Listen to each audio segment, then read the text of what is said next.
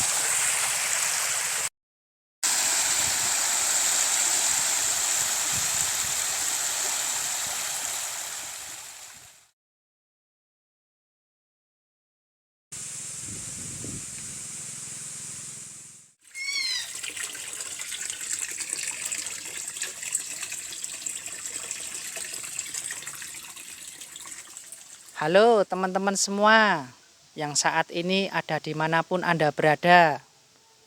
Sebelumnya saya ucapkan dahulu terima kasih kepada Tuhan Yesus yang selalu memberikan kita kesehatan, kekuatan, berkat dan rahmat-Nya yang tak terhingga. Amin. Oke, perkenalkan dahulu teman-teman, nama saya Petrus. Di sini saya mau mengupas tuntas pengetahuan cara pembibitan lele supaya berhasil 80-100% dengan hasil bibit puluhan ribu sampai ratusan ribu, bisa 50-100-200 tergantung keinginan kita. Tapi ada syaratnya teman-teman. Syaratnya ini teman-teman harus dipenuhi, dasar utamanya harus dipenuhi sehingga nanti keberhasilan tetap ada. Meminimalis hal-hal yang tidak diinginkan. Biayanya murah, hasilnya melimpah, untung banyak. Bagaimana caranya? Oke. Sebelumnya tadi teman-teman dari pertama melihat video saya kolam terpal dan kolam permanen. Ya, ini saya membuatnya di kolam permanen. Ini istilahnya saya mau mengenalkan kepada teman-teman, nanti ada perbedaan kolam terpal dan kolam permanen. Tapi yang saya bahas ini nanti di kolam terpal dulu teman-teman. Lapisannya, dindingnya itu tetap permanen atau kayu, bambu atau besi, terus dilapisi terpal. Itu tergantung nanti teman-teman yang ingin mempunyai kolam seperti apa, itu terserah teman-teman. Sama hasil-hasil bibit lele yang dari bulan ke bulan saya videokan, saya potong-potong, saya rangkum jadi satu sampai ke dibeli ke pembibit, pembudidaya maksud saya, sampai dibesarkan di kolam terpal atau kolam permanen. Itu nanti teman-teman biar tahu dulu, saya buat ini, ada hasilnya seperti itu. Bibitnya ini, biar teman-teman nanti biar tidak penasaran. Mau buat, karena ini nanti bisa dipertanggungjawabkan teman-teman, dari segi ilmu atau pengalaman atau berbagi langkah cara ini nanti saya bisa pertanggungjawabkan teman-teman. Karena ini saya yang melaksanakan teman-teman. Saya pertama itu pembesaran teman-teman. Pembesaran 2008 sampai 2010. Saya membesarkan lele, terus saya itu mencari waktu setelah panen, saya mau mencari bibit lele itu susah teman-teman. Makanya saya belajar membibit. Malah hasilnya lebih banyak sampai saya jual.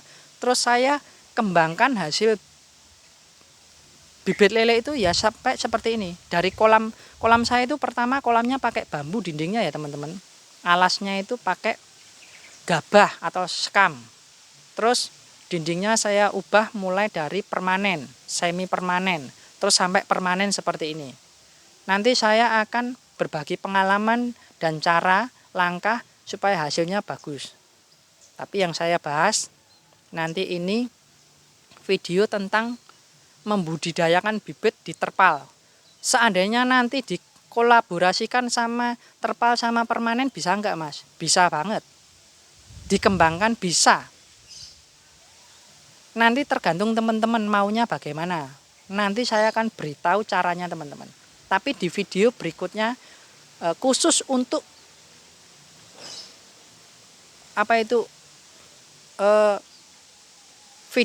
video sama cara-caranya ya teman. Pamanya pembahasannya dari faktor lahan ya, nanti di bawahnya materinya sama videonya cara-caranya ada di situ nanti. Seperti itu sampai selanjutnya. Nah, seperti itu teman-teman. Nah terus ini tak lanjut balik lagi ya teman-teman. Terus akhirnya saya kan mulai bisa menghasilkan bibit seperti ini. Terus berhasil sampai kolam seperti ini. Nah terus itu apa bisa Mas? Bisa sekali. Yang penting pengetahuan sama dasar itu harus tahu dulu teman-teman. Bagi pemula atau nanti bagi teman-teman, mohon maaf bagi teman-teman yang sudah bermain di pembibitan lele, umpamanya nanti masih punya kendala. Nah mungkin ini nanti videonya bisa berguna bagi teman-teman. Masalahnya apa nanti mungkin bisa ditemukan di sini dan harus apa yang diperbuat. Seperti itu teman-teman. Oke teman-teman. Untuk dasarnya atau pokoknya seorang pembibit itu harus tahu ingin mencetak bibit berapa dan hasilnya berapa. Itu udah punya gambaran. Nah makanya itu kita harus tahu faktor-faktor yang dipenuhi teman-teman. Yaitu begini. 1, kita harus tahu faktor pertama itu lahan atau tempat. Terus yang kedua itu sumber air atau air yang bagaimana. Terus yang ketiga itu fasilitas alat yang membantu biar bekerja lebih cepat. Terus nanti induan yang bagaimana supaya nanti menghasilkan bibit-bibit yang berkualitas. Terus selanjutnya pakan yang baik, pakan yang mencuplai induk supaya nanti telurnya, kualitas telur sama spermanya itu bagus, sama menyuplai untuk bibit lele itu sendiri sampai berhasil. Setelah itu, setelah pakan, itu nanti pengetahuan.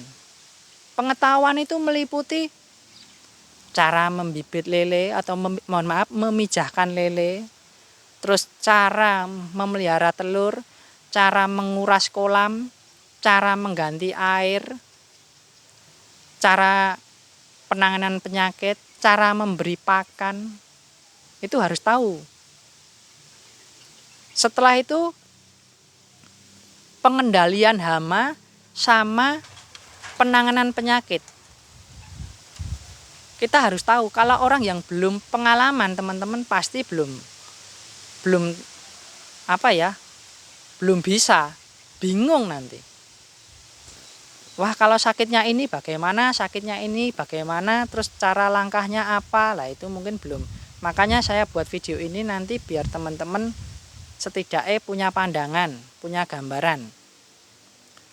Video ini saya buat hanya sebagai perkenalan. Tapi teman-teman harus mengikuti video-video selanjutnya, karena pembahasannya di materi video selanjutnya itu lebih detail. Karena begini teman, saya tidak akan mungkin buat di video ini satu persatu dari pembahasan itu, nanti panjang sekali teman-teman. Biar teman-teman nanti saya buat pembahasan ini biar nanti enak mengikutinya, dibuka nanti urut teman-teman, biar teman-teman tahu. Terus ini nanti saya juga akan mereviewkan kolam saya yang ada di dalam ini satu persatu, yang isinya ribuan sampai puluhan ribu sampai ratusan ribu jumlah seluruhnya bibit. Karena kan setiap kolam itu nanti ukurannya berbeda-beda, terus kapasitasnya bibit itu berbeda-beda teman-teman. Nanti teman-teman biar mengetahui dulu, setelah video ini nanti saya upload video yang review saya satu persatu dari kolam di dalam ini sama di kolam luar yang ada di Karamba, bibit yang ada di Karamba. Makanya teman-teman harus mengikuti. Oke teman-teman, ini saya mencuplikkan beberapa faktor. Pertama, orang yang mau membibit, ini bagi pemula ya teman-teman, mohon maaf. Pemula itu harus punya gambaran, kalau mau membibit ya harus punya lahan atau tempat. Kolamnya dulu. Kolamnya disediakan baru menetaskan. Kalau tidak ada kolamnya, bagaimana bisa menetaskan? Lah gambarannya seperti ini. Teman-teman mau menetaskan bibit berapa ribu untuk pertama kali. Berarti aku harus buat kolam ukuran berapa, jumlahnya berapa. Segi teknisnya. Umpamanya seandainya teman-teman itu aku mau target 50.000 sampai 70.000. Berarti teman-teman cukup membuat kolam 12. Kolam indukan sama pembibitan itu sendiri. Nanti tak buatkan videonya ya teman-teman. Harus seperti itu. Kolamnya tingginya berapa, ukurannya kolam berapa. Dari segi keamanan dari orang-orang yang mohon maaf jahil atau nanti ada predator bagaimana. Ya kalau untuk kolam, pembuatan kolam ya minimal kolam itu harus ukuran 3x2. Itu yang ukuran nanti bibit yang kecil ya teman-teman. Ibaratnya mau aku jual bibit ukur kecil saja mas, ya boleh, berarti ukuran 2x3 jumlahnya 12. Kalau ukuran bibit yang dijual agak besar ya 2x4 jumlahnya tetap 12, hasilnya 60 sampai 70.000. Terus kalau yang bagus ukuran 3x4 harus jumlahnya 12. Nanti itu satu kolam bisa maksimal 10.000. Itu bibit ukur besar ya teman-teman. Jangan dikasih padat banget, nanti tidak bermasalah. Nanti pembahasannya di video selanjutnya. Terus umpamanya mau teman-teman di lahan mau membuat kolam, itu jangan langsung buat kolam dulu teman-teman. Perhatikan kolam itu tanah itu bergerak atau bergeser atau memang tanahnya tidak bermasalah. Kalau tanahnya itu bagus ya tidak bermasalah, berarti kolamnya bisa pakai permanen, semi permanen.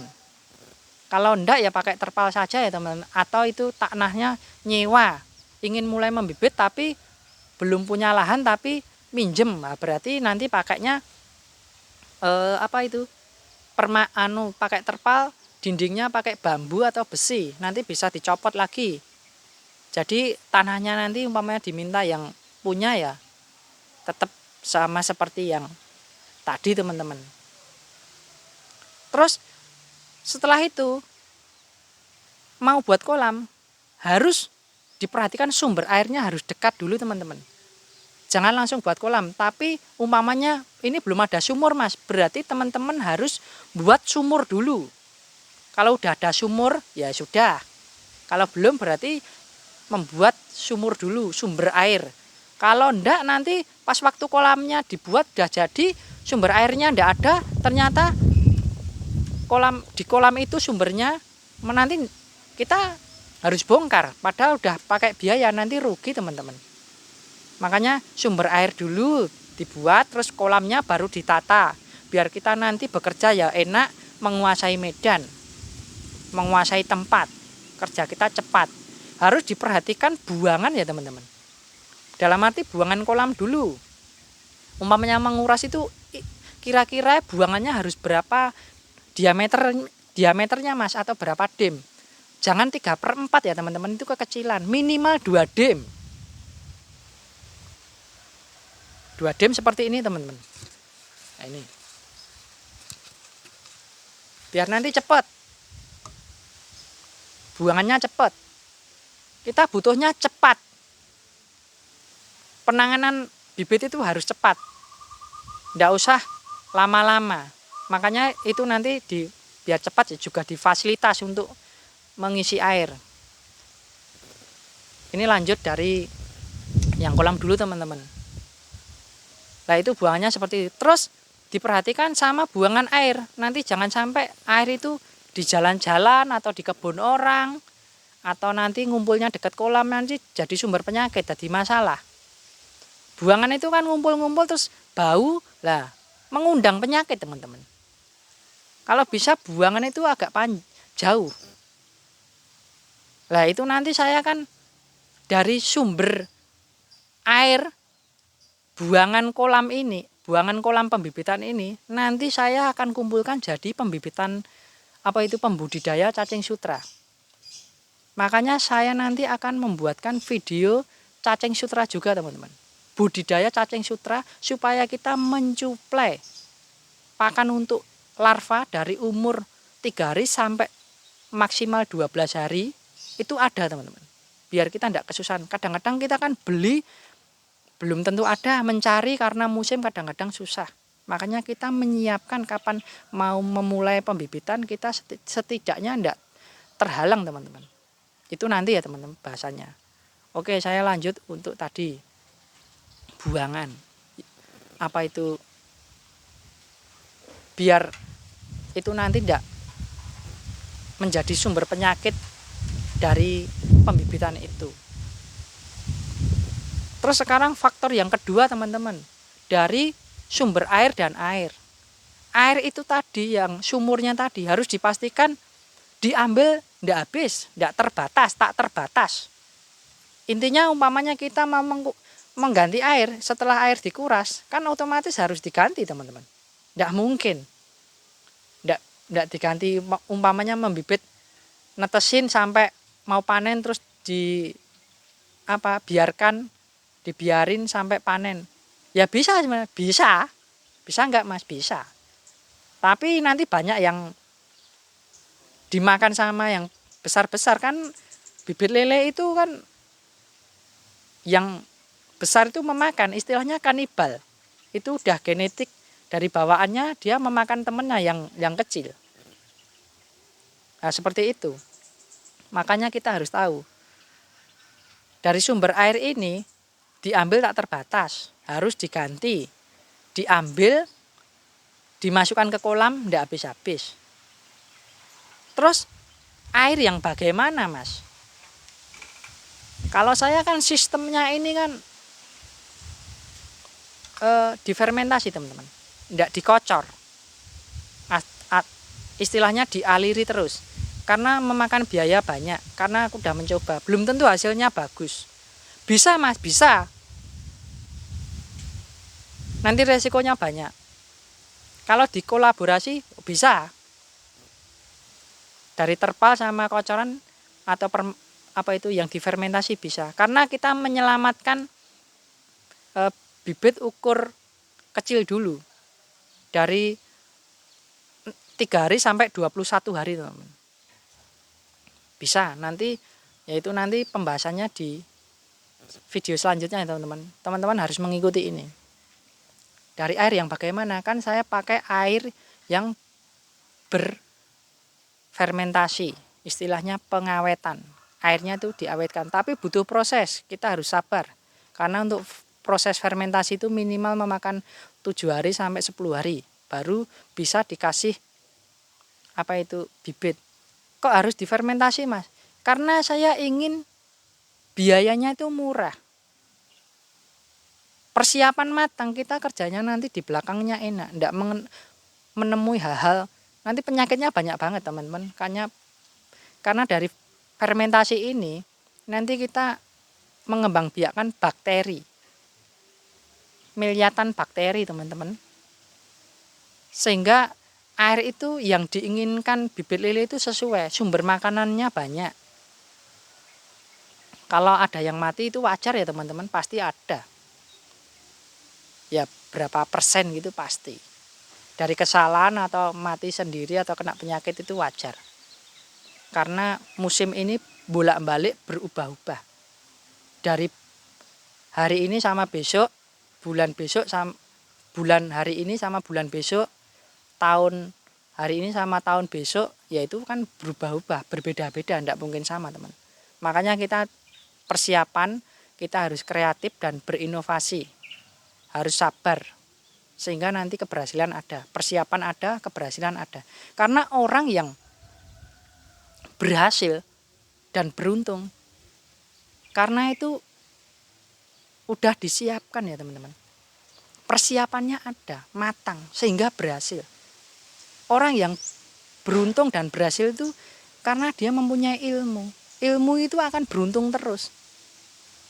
Karena persiapannya ada. Kalau hanya cuma ini bisa membibitkan terus besok bisa membibitkan berhasil, tapi belum tentu besok itu beruntung atau bejo. Karena persiapannya tidak ada, ilmunya tidak ada. Kalau orang yang berilmu itu akan beruntung terus teman-teman.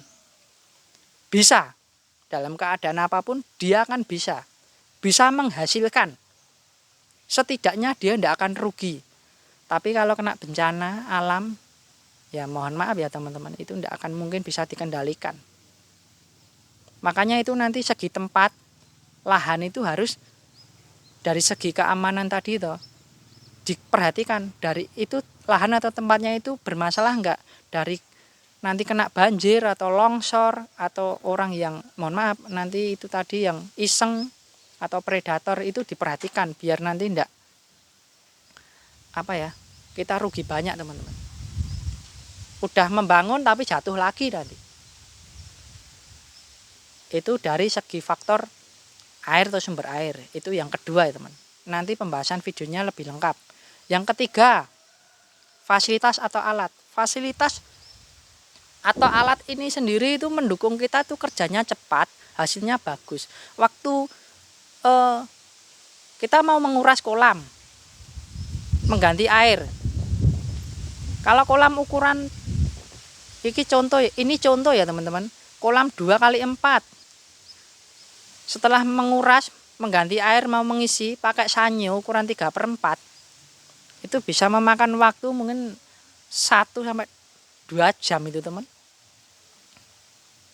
Tapi pakai Alkon, sekarang ada ya sanyo yang dimodif 2 dim, ada sampai lebih bisa teman. Biar cepat harus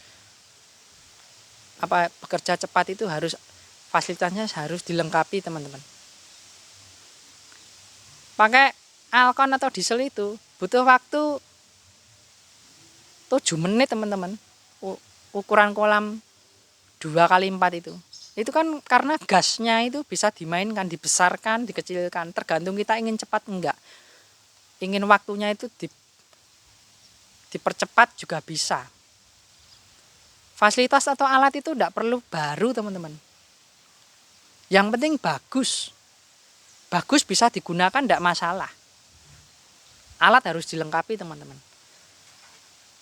Umpamanya kolamnya 20 apa 30 mengganti air, terus ngisi lagi. Kalau enggak punya fasilitas yang bagus, ngisinya satu kolam aja buat sanyo 3/4 itu 1 jam, kolam 30 berapa teman-teman? Sehari itu enggak nyampe itu ganti air. Makanya harus pakai diesel. Itu menghindari juga kalau nanti pas listriknya mati teman-teman, pemadaman listrik. Ya udah di kolamnya dikuras, mau ngisi listriknya mati, dah kita ndak bisa berbuat apa-apa teman-teman. Kalau istilahnya sumurnya itu sumur tancap. Kalau sumurnya sumur timba, kalau kita nimba aja itu dengkelan teman-teman, kecapean teman-teman, ndak mungkin nyampe. Makanya fasilitas sama alat harus dipersiapkan benar-benar teman-teman, biar berhasil nanti. Itu nanti pembahasannya di video selanjutnya juga. Nanti urut ya teman-teman. Faktor lahan atau tempat, terus sumber air atau air, terus fasilitas, sekarang indukan teman-teman. Keempat, faktor indukan yang seperti bilang aku di depan tadi. Indukan itu yang harus bagaimana teman Mas supaya nanti bagus. Ya, indukan itu yang harus dipersiapkan. Asal usul jelas. Anggota tubuh lengkap sehat. Biar nanti anak-anaknya itu kan nanti mengikuti genetik teman-teman. Biar pertumbuhannya cepat. Kalau punya ada kendala seperti nanti sakit atau gimana, dia kuat tahan perubahan musim sama tahan penyakit. Nanti umpamanya kita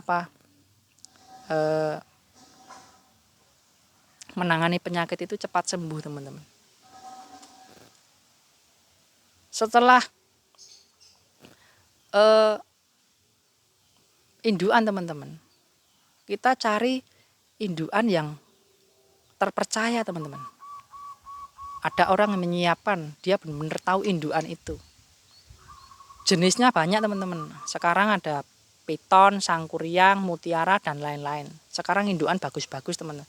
Tapi jangan asal teman. Aku ingatkan, jangan asal lele, indukan lele. Ya indukan itu bisa ditetesin. Hasilnya nanti juga tidak bagus teman. Bisa, tapi kasihan nanti yang pembesaran lele. Besarnya lama.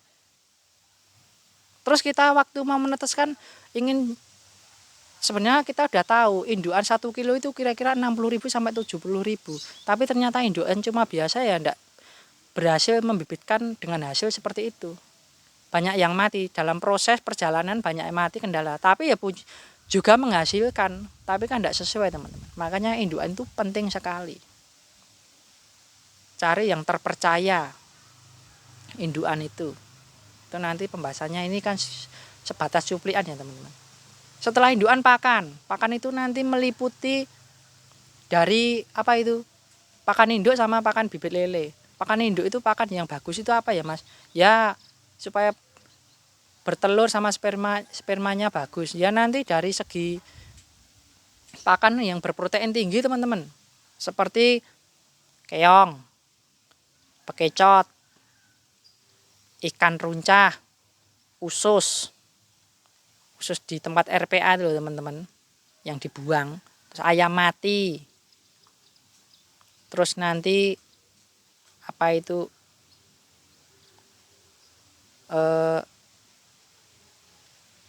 aku lupa teman, katak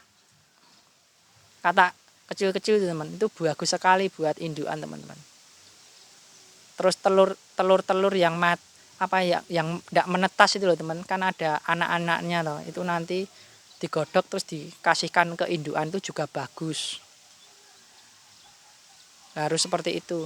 Terus pakan untuk bibit lele dari umur 3 hari sampai 10 sampai 12 hari memakan cacing sutra. Lah kita harus menyediakan itu teman-teman. Harus tahu.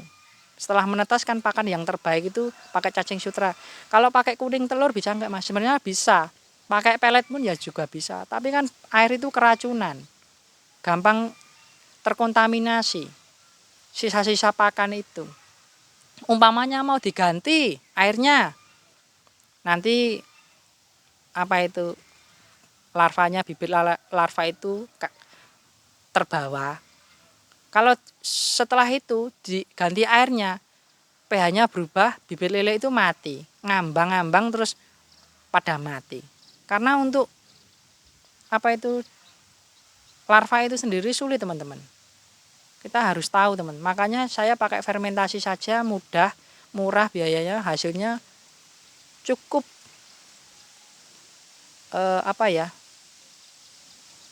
cukup menyenangkan hasilnya. Keberhasilannya itu ada. Yaitu terus nanti ukur 3 sampai 5, 6, 7 terserah teman-teman mau bibit menghasilkan sampai ukur bibit berapa. Ya nanti pakannya pakai pelet. Beli di toko atau poultry itu ada, teman-teman. Bisa beli. Nanti dari pakannya itu, peletnya itu PF 800 punyanya MS Matahari Sakti sama PF 1000, teman-teman. Saya pakai itu. Kalau untuk pakan yang lain, Mas, pakai min 1 ya boleh saja, tergantung bibitnya ukur berapa dulu.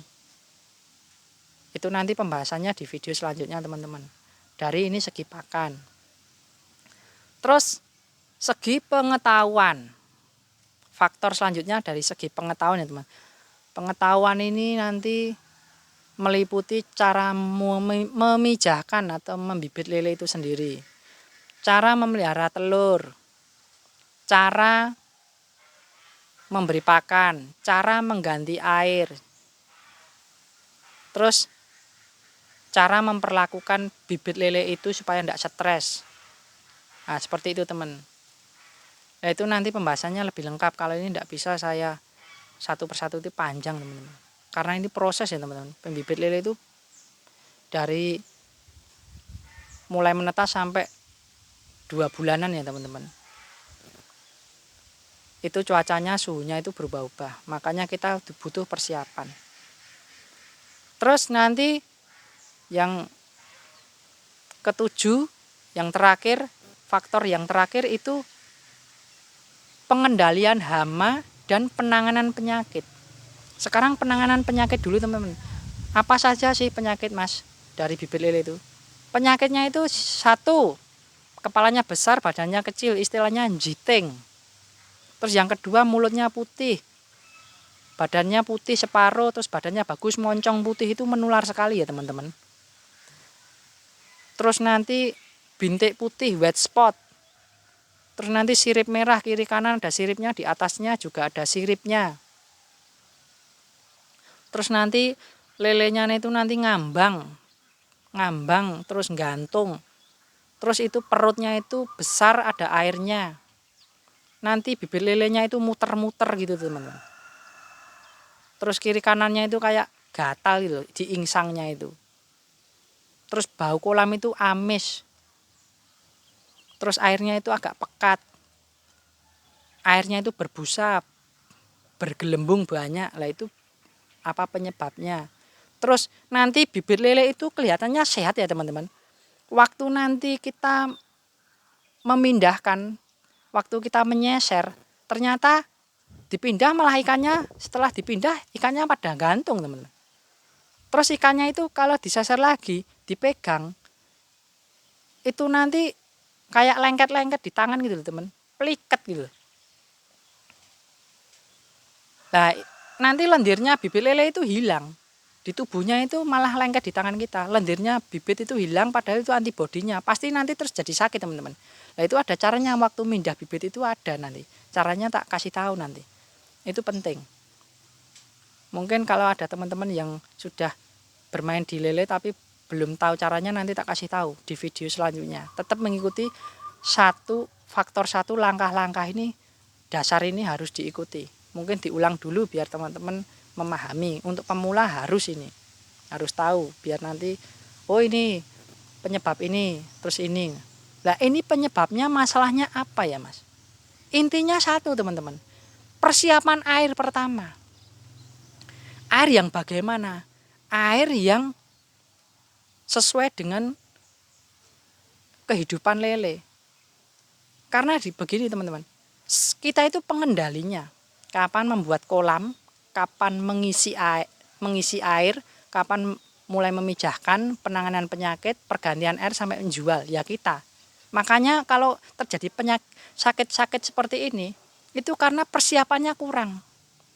Karena airnya belum tahu.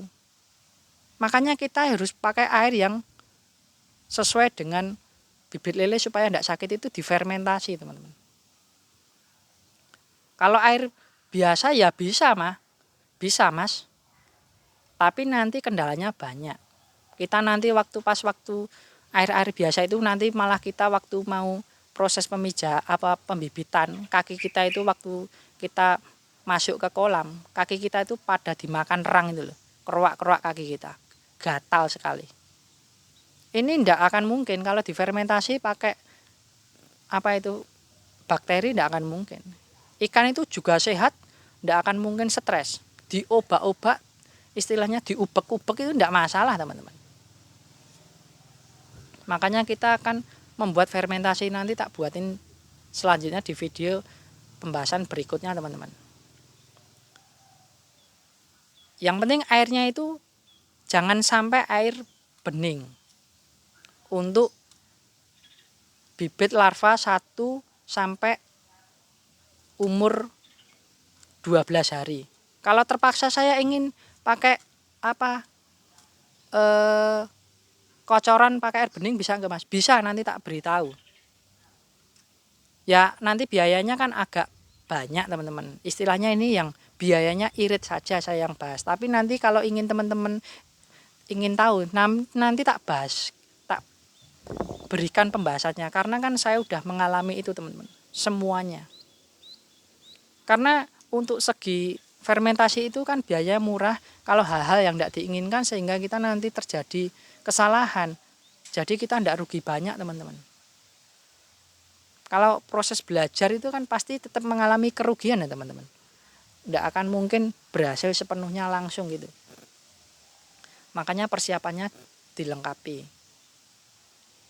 Terus ini nanti dari penanganan penyakit. Itu yang penting tadi kan airnya dulu, teman, dipersiapkan biar aman. Terus pengendali hama. Makanya dari segi teknisnya pembuatan kolam itu biar kita aman dari burung predator. Kita itu buat pertama kali kolamnya itu dikasih penutup di atasnya seperti ini ya, paranet. Ya nanti kalau kita bekerja juga kan tidak panas gitu ya, teman-teman. Bekerja tidak panas. Dan nanti kalau airnya itu kena hujan gimana, mas? Tidak masalah. Kalau fermentasi itu tidak masalah, teman-teman. Nanti tak beritahu caranya mengganti air. Terus kalau hujan bagaimana, itu nanti pembahasan selanjutnya. Seperti itu. Nah terus pengendali hama untuk air sendiri waktu bibit itu apa aja, mas? Ya seperti kalau di kolam sendiri, di air itu biasanya waktu menetaskan itu biasanya itu dimakan hewan-hewan kecil tuh, teman saya enggak tahu namanya ya, bisa terbang, renang itu cepat, terus gigit makan, menghabiskan larva itu. Tahu-tahu sehari atau 2 hari atau semalam aja larva kita habis, tergantung serangganya itu banyak apa enggak. Kalau banyak sekali ya semalam itu habis, teman-teman. Waktu menetaskan banyak, dipindah kok enggak, tahu-tahu enggak ada larvanya ya, mas. Ya dimakan itu. Terus uncrit, anak capung, terus bibis itu, teman. Nah, itu mengganggu semua. Nanti ngobrak-ngabrik sama makan larva-larva itu, mengganggu telur yang mau menetas. Seperti itu. Itu kalau di air hamanya. Kalau di udara ya seperti burung tadi, teman-teman. Burung itu kalau makan ya enggak hanya pagi, siang, sore, malam juga, teman-teman. Burungnya itu malah lebih besar. Burungnya gede. Nanti tak beritahu, videonya ada, teman-teman. Itu kemarin tak tembak itu, teman. Dari pagi sampai malam burungnya udah tak tembak. Kelelawar. Kelelawar itu juga teman-teman, bibit ukur kita ukur 1, 2, 3 itu disamber, disaut, nanti dimakan itu sama kelelawar itu banyak teman, tiap hari nanti kalau udah tahu. Itu nanti bibit lele yang udah diseleksi, digrading, ukurannya udah sama, terus tahu-tahu kok beda lagi, baru 7 hari kok beda lagi. Ya disamber jatuh di kolam-kolam yang lain teman. Kalau udah ada bibit lele yang sakit disendirikan malah kok jadi sakit. Ada bibit lele yang di situ ya disamber itu teman-teman. Disamber sama kelelawar itu. Makanya segi keamanan nanti biar ndak nyamber bagaimana. Kok punya aku di kolamku ndak ada kelelawar atau burung mas? Ya itu kalau untuk pemula mungkin ndak. Belum tahu kalau itu ada sumber makanan. Kalau sudah tahu, ya pasti datang teman-teman. Pasti makan, mengganggu. Tiap hari itu. Tiap hari ada di situ, makan tiap hari kalau ada sumber makanan. Itu dari hama. Terus begini teman-teman, yang penting intinya seperti itu tadi teman. Dasarnya harus diketahui 7 faktor. Tak ulang ya teman-teman. Lahan atau tempat, sumber air atau air. Yang ketiga, fasilitas atau alat. Yang keempat, indukan. Yang kelima, pakan. Yang keenam, pengetahuan. Yang ketujuh, pengendalian hama dan penanganan penyakit. 7 dasar ini harus diketahui. Nanti harus mengikuti setiap video saya teman. 7 faktor ini saya buatkan satu persatu mungkin lebih detail. Semoga berhasil. Intinya gini teman-teman. Teman-teman itu harus selalu semangat, sabar, optimis, yakin, selalu berdoa, dan persiapannya harus disiapkan benar-benar matang sehingga nanti keberhasilan ada di teman-teman. Karena keberhasilan itu tergantung dari persiapan teman-teman dan kerja teman-teman. Nggak boleh malas, nggak boleh ngelokro. Harus seperti itu. Oke teman-teman, semoga teman-teman selalu diberi kesehatan, kekuatan, berkat, rahmat kepada Tuhan, sehingga segala sesuatu aktivitas, langkah bisa berjalan, menghasilkan yang diinginkan, diberkati oleh Tuhan, menghasilkan sesuai keinginan. Oke teman-teman, video ini saya cukup akhiri. Oh ya, mohon maaf teman-teman. Seandainya ini tadi bahasa saya kurang bagus dan kurang baik, saya mohon maaf. Kalau ada video ini ada kekurangannya, saya juga mohon maaf. Nanti dibahas video selanjutnya supaya teman-teman nanti berhasil. Saya ingin berbagi ilmu, pengalaman, cara kepada teman-teman. Oke gitu teman-teman. Video ini saya akhiri cukup sekian. Teman-teman ikuti video selanjutnya.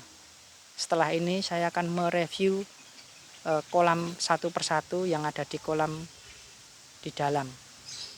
Biar teman-teman nanti bersemangat, punya pandangan, biar langkahnya enak. Oke, terima kasih.